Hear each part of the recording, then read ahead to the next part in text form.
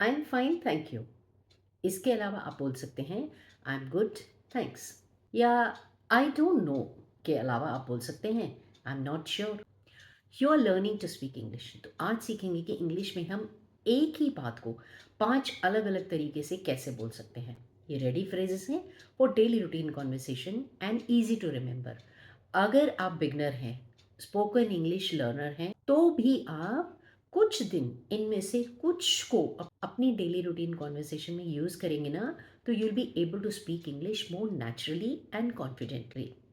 आप अगर ये सारे यूज़ नहीं भी करेंगे, कम से कम जब सामने वाला बोल रहा होगा ना, तो समझ तो आएगा ना कि वो क्या बोल रहा है। बेसिक बातें सीखने के साथ साथ जब आप अपडेट रहते हैं ना, तो आपको कुछ नया नया सा नहीं लगेगा। आज की वीडियो से आप 5 बातें सीखेंगे। 5 डिफरेंट वेज टू से अ थिंग, उनका मीनिंग इन हिंदी, एक example sentence with meaning in Hindi, tips for speaking practice, और फिफ्थ पॉइंट बोनस पॉइंट, एक छोटी सी कॉन्वर्सेशन या डायलॉग, ताकि आप भी स्पीकिंग प्रैक्टिस कर सकें। आई एम फाइन, मैं ठीक हूँ। इसी बात को हम 5 अलग अलग तरीके से कैसे कह सकते हैं। आई एम गुड थैंक्स, मैं अच्छा हूँ, धन्यवाद। आई एम डूइंग वेल, मैं ठीक ठाक चल रहा हूँ। I am doing well these days, इन दिनों मैं ठीक ठाक चल रहा हूँ। I am okay, just a little tired, मैं ठीक हूँ, बस थोड़ा थका हुआ हूँ। ऑल गुड, सब अच्छा है। ऑल गुड हियर, यहाँ सब अच्छा है। नॉट बैड, बुरा नहीं है, यानी ठीक ही है। Not bad, thanks for asking, पूछने के लिए धन्यवाद। आपको लगता होगा कि इनको रियल लाइफ कॉन्वर्सेशन में यूज़ करते होंगे क्या? इसके लिए एक छोटा सा डायलॉग देखते हैं। आपको लगेगा कि वाकई इतना आसान है बोलना। समझकर कुछ दिन की स्पीकिंग प्रैक्टिस करें और आप भी कॉन्फिडेंटली बोलें। किसी ने पूछा, how are you today? I'm doing well, thanks. And you? You look tired. Are you okay? Yeah, all good. Just had a long day. How's life these days?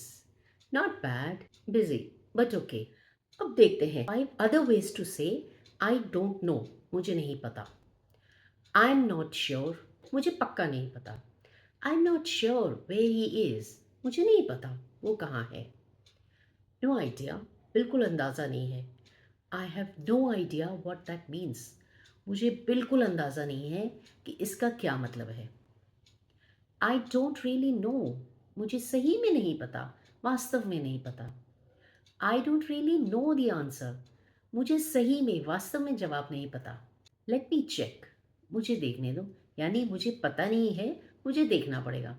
Late me check and get back to you, मैं देख कर आपको बताता हूँ।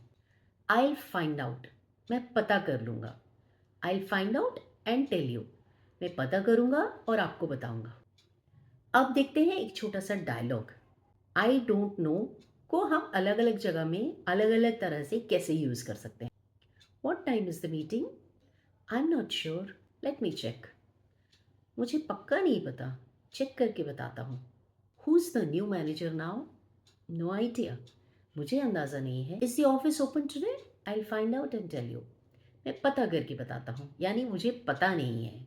अब 5 other ways to say I am tired, मैं थका हुआ हूँ।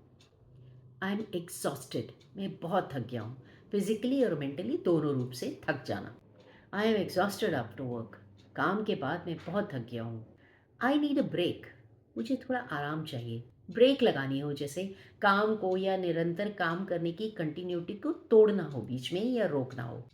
आई एम ड्रेन्ड आउट, मेरी पूरी ऊर्जा निकल चुकी है, बह गई हो जैसे, अब और ताकत नहीं है कुछ और काम करने के लिए। आई एम वाइप्ड आउट, मैं पूरी तरह थक गया हूँ। वाइप्ड आउट, ताकत का सफाया हो चुका है, ताकत नष्ट हो चुकी है।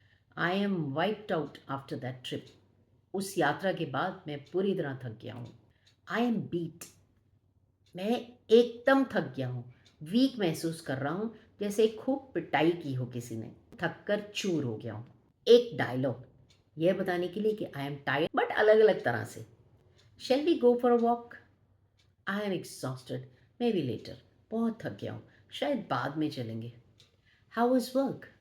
आई am totally beat, long meetings all day, थक गया हूँ, थक के चूर हो गया हूँ, दिन भर लंबी मीटिंग्स थी। Let's finish the second report too. Sorry, I really need a break. मुझे थोड़ी देर के लिए काम रोकना है, मैं थक गया हूँ। अब 5 वेज टू से आई एम बिजी, मैं बहुत व्यस्त हूँ। 5 अलग तरीकों से इसी बात को कैसे कहेंगे? आई एम टाइड अप, मैं फंसा हूँ, व्यस्त हूँ। I am tied up with meeting today. I am in the middle of something, मैं किसी काम में लगा हूँ, किसी काम के बीच में हूँ। आई have got my hands full, मेरे हाथ भरे हुए हैं, यानी मेरे हाथ में बहुत काम है, बिल्कुल खाली समय नहीं है। My hands are full with the kids today, बच्चों के साथ आज मेरा पूरा समय लग रहा है। I have got a lot going on, बहुत काम चल रहा है। I have got a lot going on this week, इस हफ्ते बहुत काम चल रहा है, बहुत सारे काम है। आई एम स्वम्प्ड, मैं बहुत ज़्यादा व्यस्त हूँ। दलदल में जैसे फंस जाते हैं ना, काम के दबाव में वैसे फंसे हो ना, निकल ही नहीं पा रहे। अब एक मिनी कॉन्वर्सेशन टू से I am busy in 5 different ways. Can we talk now? Sorry, I am tied up at the moment. Why didn't you reply? There was a lot going on this week. अरे इस हफ्ते बहुत काम चल रहा था। Can you help me with this? Sorry, I have got my hands full with the kids. बिल्कुल समय नहीं है, बच्चों के साथ बहुत व्यस्त हूँ। अब 5 अदर वेज टू से थैंक यू, 5 अलग तरीकों से कैसे कहेंगे हम धन्यवाद? Thanks a lot, thanks a lot for your help, आपकी मदद के लिए बहुत धन्यवाद। Thank you so much, thank you so much for the gift, तोहफे के लिए बहुत बहुत धन्यवाद। आई रियली अप्रिशिएट इट, मैं इसकी बहुत सराहना करता हूँ। You are a life saver, मैं आपकी मदद की बहुत सराहना करता हूँ। You are a life saver हूँ, आपने मुझे बचा लिया। मैनी थैंक्स, बहुत धन्यवाद। Many thanks for your time, आपके समय के लिए बहुत धन्यवाद। आई ओ यू वन, मैं आपका एहसानमंद हूँ। You helped a lot, I owe you one, आपने बहुत मदद की, मैं आपका एहसानमंद हूँ, एहसान के तले दब गया हूँ। ओ यू वन यानी मुझ पर आपका यह उधार रहा। अब एक mini conversation to show that you can really say thank you in different ways. I brought you lunch. Thank you so much. I owe you one. I finished your report. Thank you. You're a lifesaver. I have fixed your phone charger. I really appreciate it. अब आपको क्या करना है? आप बस कुछ दिन तक इनकी स्पीकिंग प्रैक्टिस करें लगातार। आपकी दिनचर्या में मौका मिलते ही एक बार उसको बोल देंगे ना, तो हेजिटेशन खत्म हो जाएगा, नया नहीं लगेगा, आदत हो जाएगी। फिर हमेशा वही बोलें और फ्लुएंटली बोलने लगेंगे आप इंग्लिश। पहले 1 या 2 से शुरू करें, फिर नेक्स्ट की आदत डालें। इंग्लिश बोलना सीखना चाहते हैं ना, तो बोलने की आदत बनाएं। पहले आप मिरर के सामने खड़े हो जाएं, अपनी इमेज को कोई और व्यक्ति मानते हुए ईच लाइन को 3 times read aloud different tones में। पहले पढ़ें नॉर्मली कि क्या पढ़ना है, फिर एक और बार पढ़ें जैसे किसी फ्रेंड से बात कर रहे हो, और एक और बार जैसे किसी कलीग से बात कर रहे हो। आप चाहें तो फ़ोन पर जो मिनी कॉन्वर्सेशंस थे ना, दोनों ओर के डायलॉग्स रिकॉर्ड कर लें एंड प्ले इट बैक। बारी बारी से एक बार क्वेश्चन, एक बार आंसर, दोनों की स्पीकिंग प्रैक्टिस करें। ऐसे तो आप बिना पार्टनर के भी प्रैक्टिस कर सकते हैं ना। आपको ये इंतजार नहीं करना पड़ेगा कि कोई कब वैसा क्वेश्चन पूछेगा और तब आप जवाब देंगे, तब आपकी स्पीकिंग प्रैक्टिस होगी। स्पीकिंग प्रैक्टिस करते समय ट्राई चेंजिंग द नेम या जगह बदल लें, सिचुएशंस बदल लें सीन के अंदर। अब आपकी पूरी तैयारी हो गई है ना स्पीकिंग प्रैक्टिस के लिए? अगर ऐसे वीडियोस आप और चाहते हैं, post yes in the comments box. Video अगर थोड़ा सा भी हेल्पफुल लगा है तो लाइक एंड शेयर कर दीजिए।